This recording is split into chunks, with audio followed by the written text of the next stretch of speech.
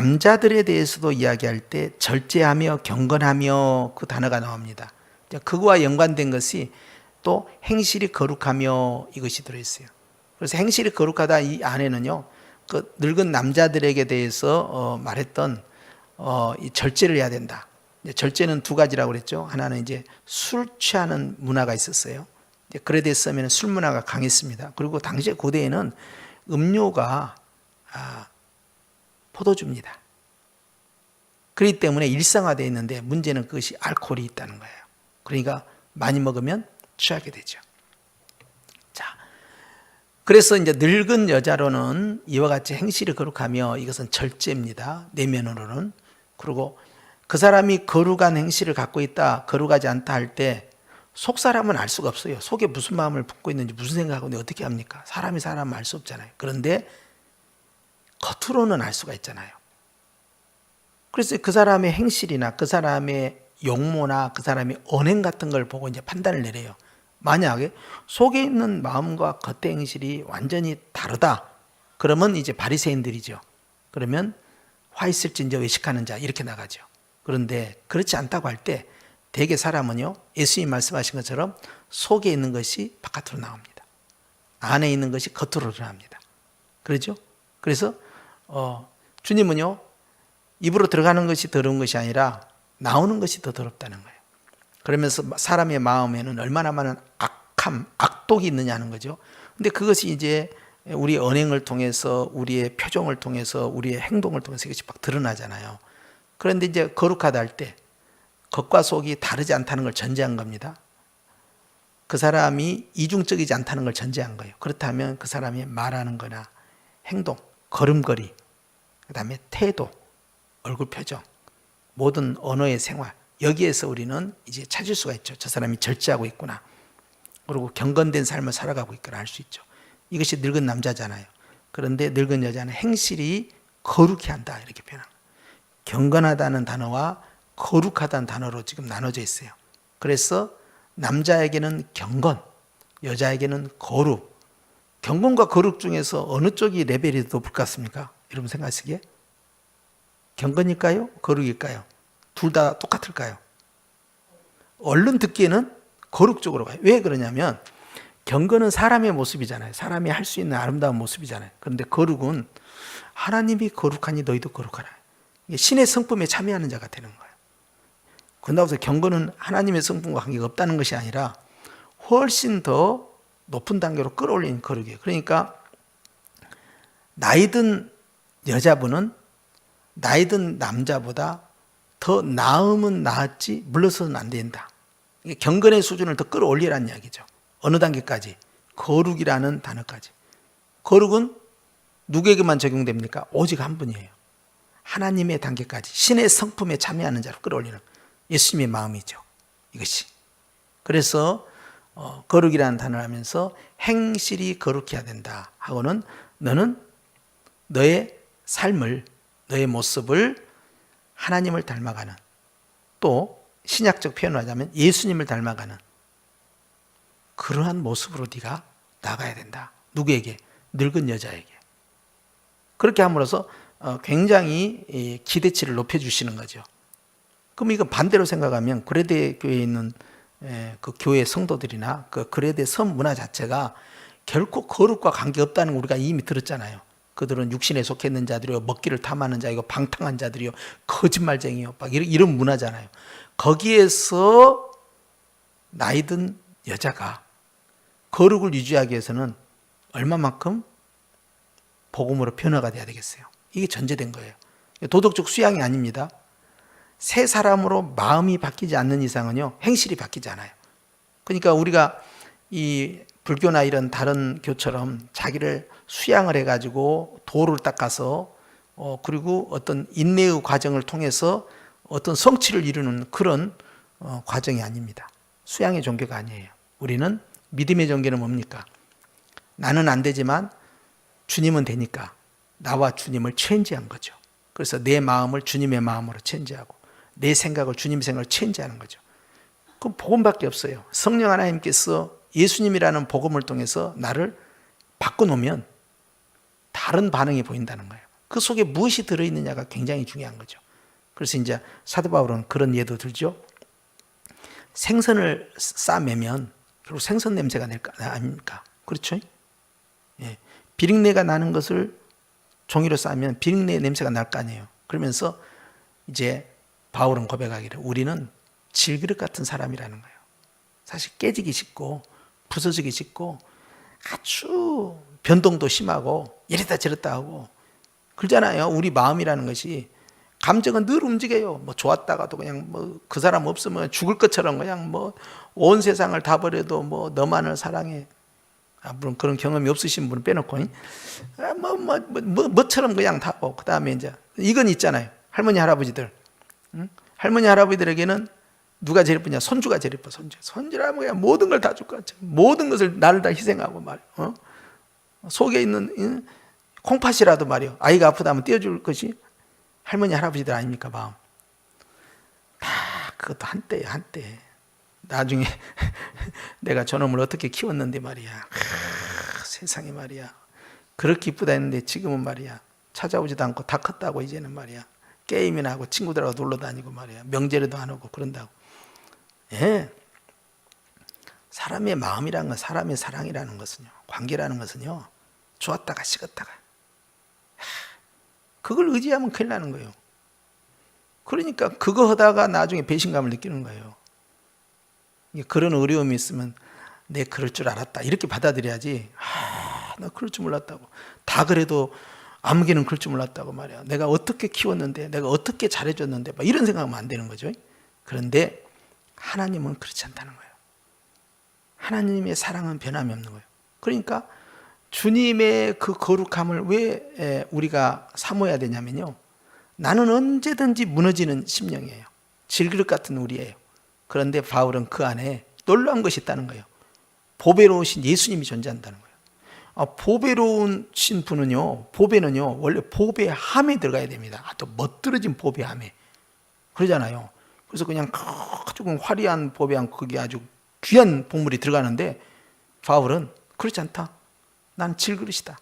천하다 이게 천하다. 함부로 하고 툭 치면 깨져버리고 아무데나 방치하고 누구나 다 쓰는 것이 질그릇이에요.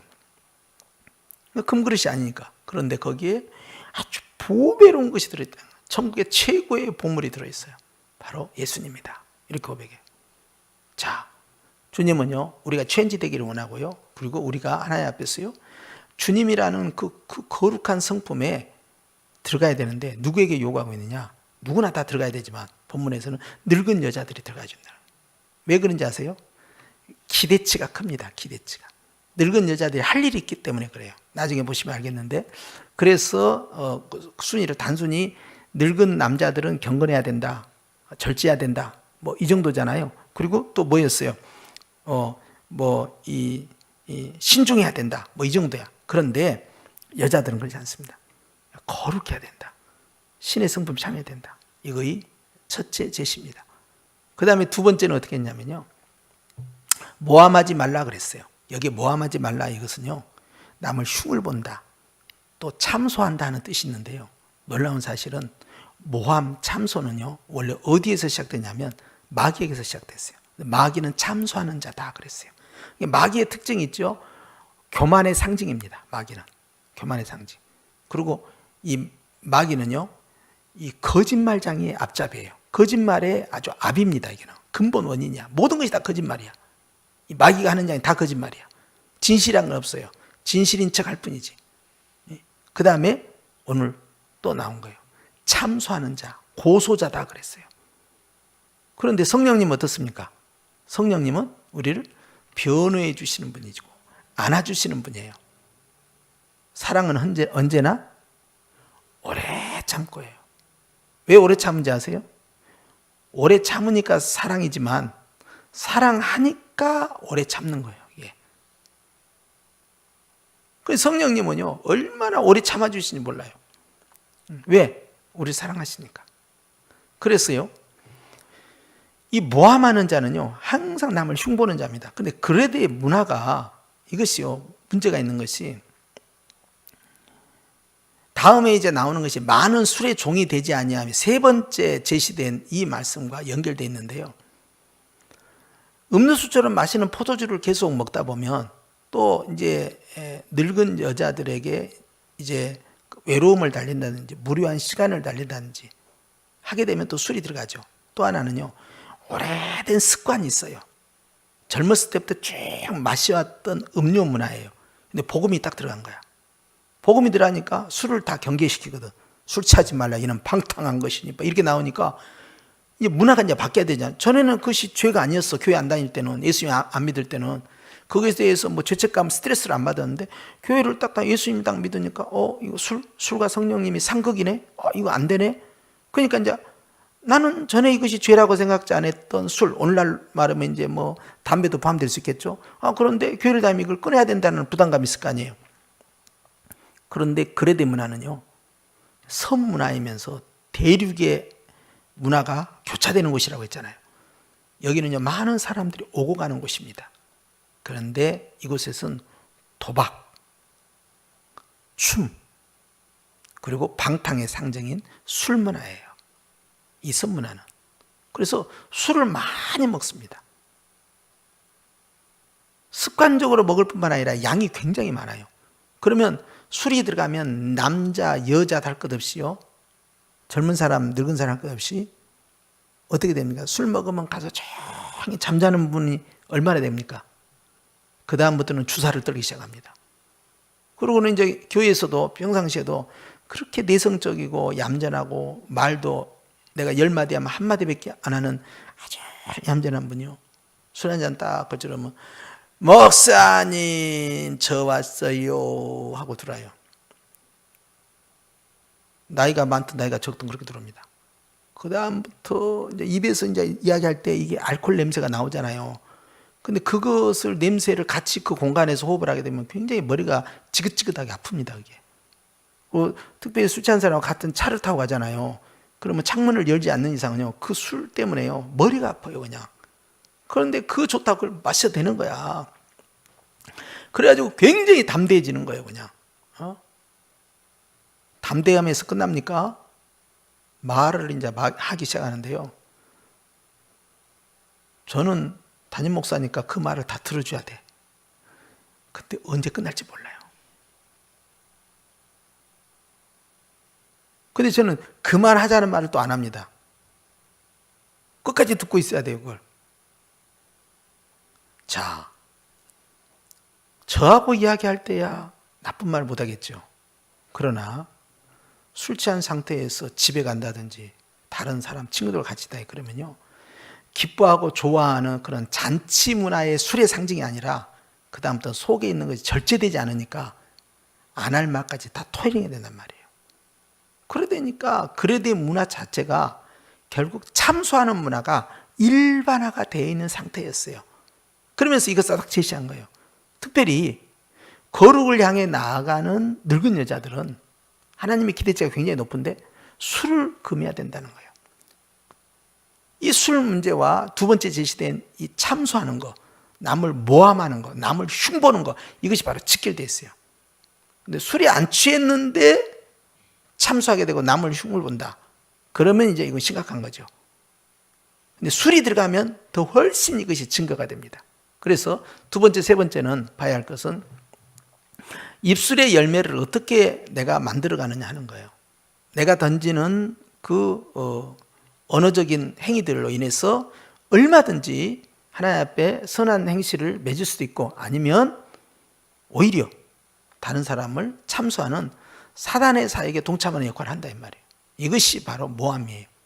그러니까 근데 이상하게 우리는, 여러분 어떠십니까? 이렇게 모였을 때 어떤 사람을 막 칭찬해주고 미담을 이야기해준 것이 즐겁습니까? 아니면 남의 문제점을 막 이야기하고 그것을 이렇게 같이 공유하고 대화할 때가 더 즐겁습니까?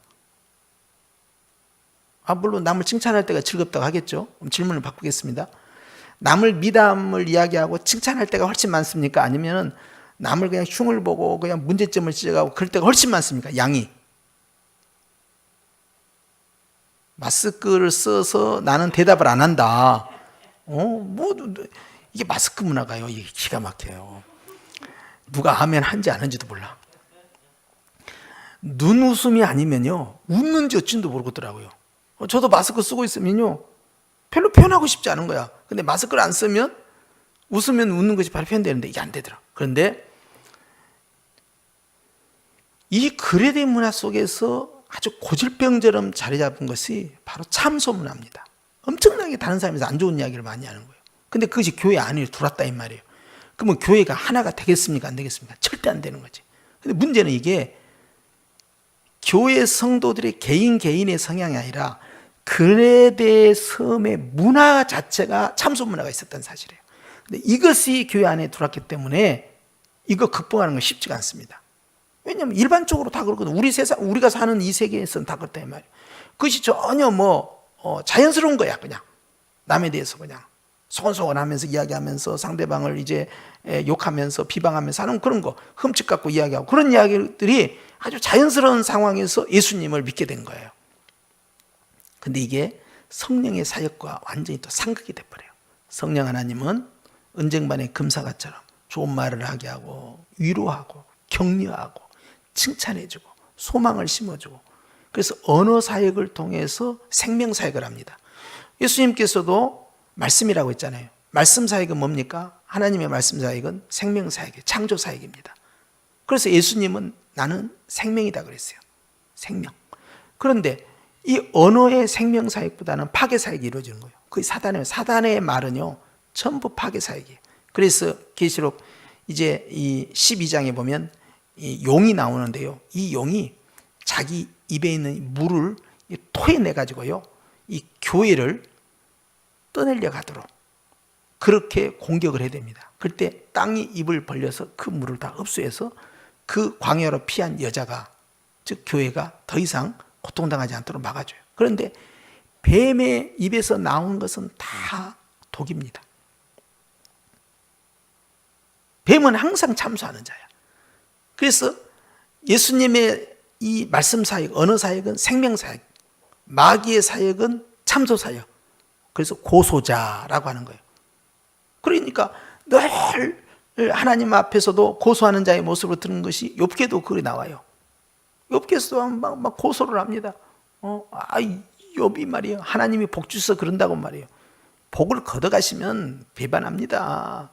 내가 세상 다 다져봐도요, 축복해 주니까 할렐루야 하지, 축복 걷어가면 완전히 하나님 원망하고요, 어디 계시냐고요, 다 그래요. 해보세요. 욥도 마찬가지예요.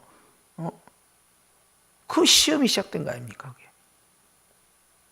그런데 예수님께서는요, 우리에게 언어를 통해서 생명의 복음을 전파하겠잖아요.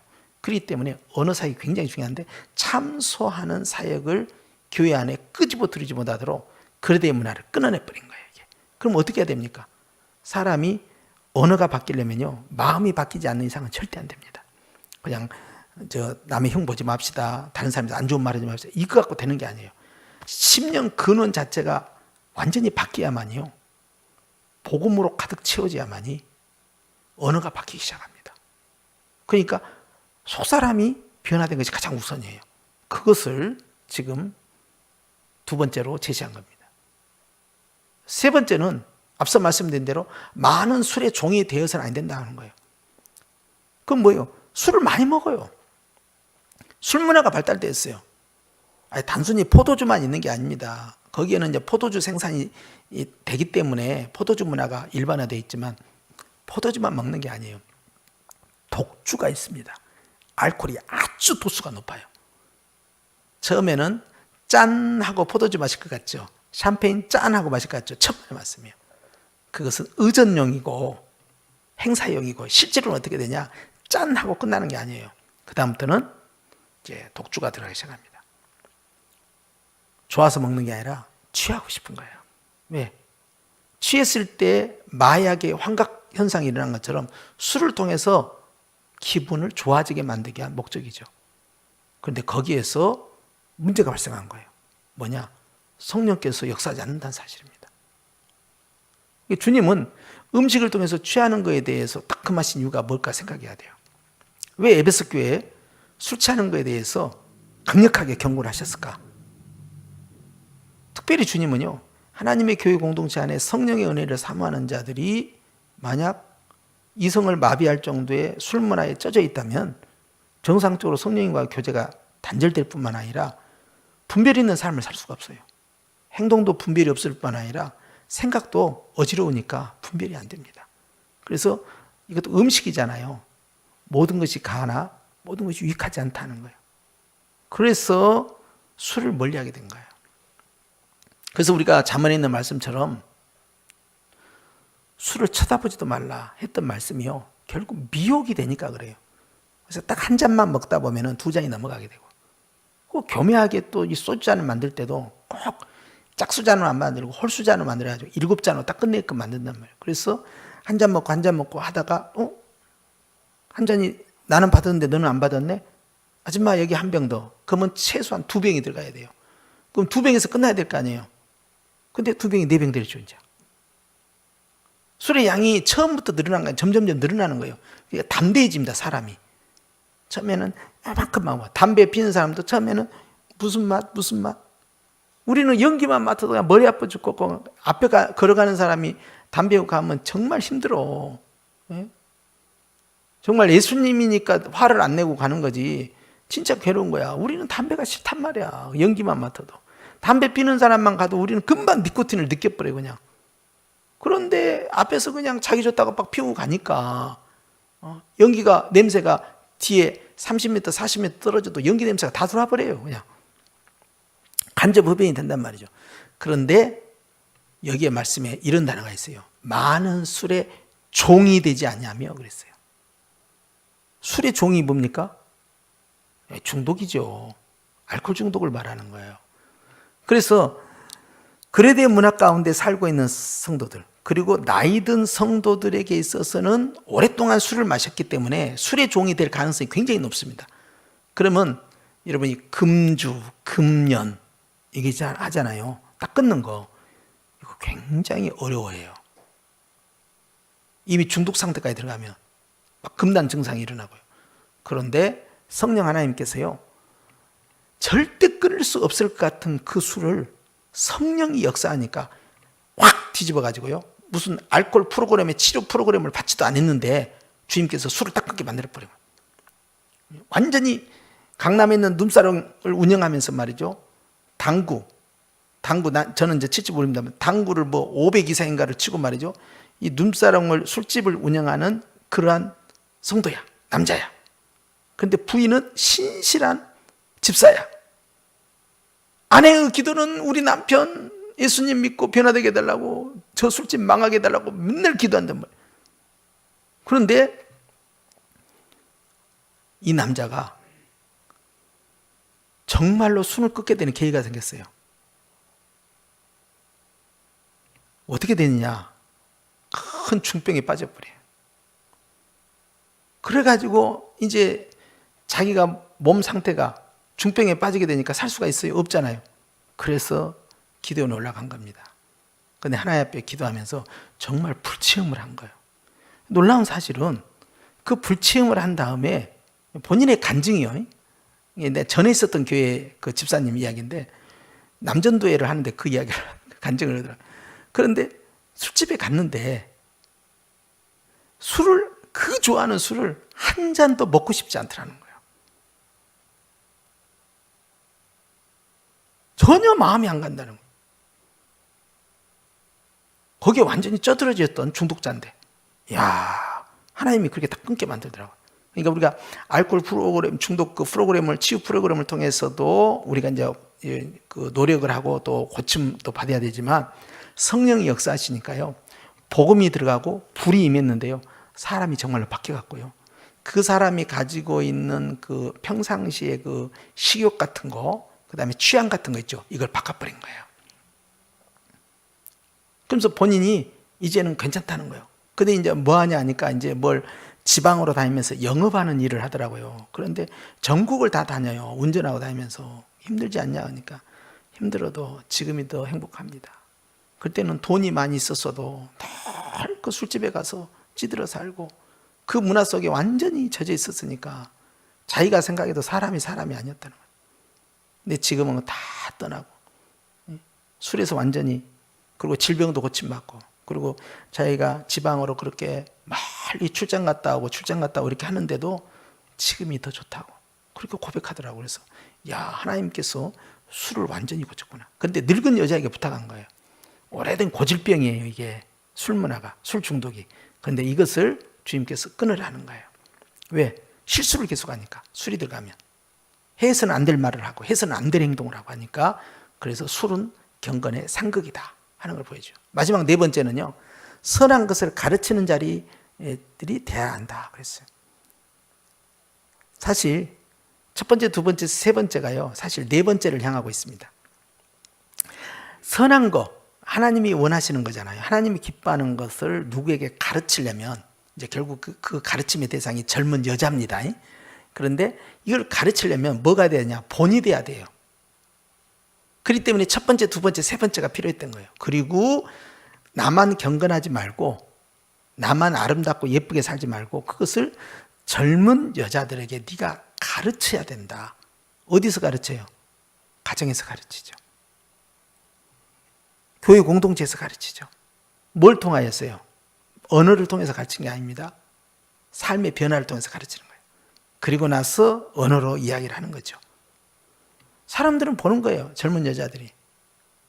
아무개 우리 할머니가 전에는 안 그랬는데 저렇게 예쁘게 변화가 돼서 저렇게 경건하고 저렇게 진실하고 저렇게 하나님 앞에 예배드리는 모습, 그 속에서 그의 교훈을 들을 때마다 아, 나도 저래야지. 나도 이런 환경에서 내가 자포자기하고 술 마시고 놀러 다니고 그리고 하나님이 원하지 않는 것들 쫓아가고 했는데 아, 나도 바뀌어야지. 이런 생각을 갖게 될 거 아닙니까? 주님은 늙은 여자는 젊은 여자의 교사가 되어라 그 뜻입니다. 어디에서? 가정에서. 어디에서? 교회에서.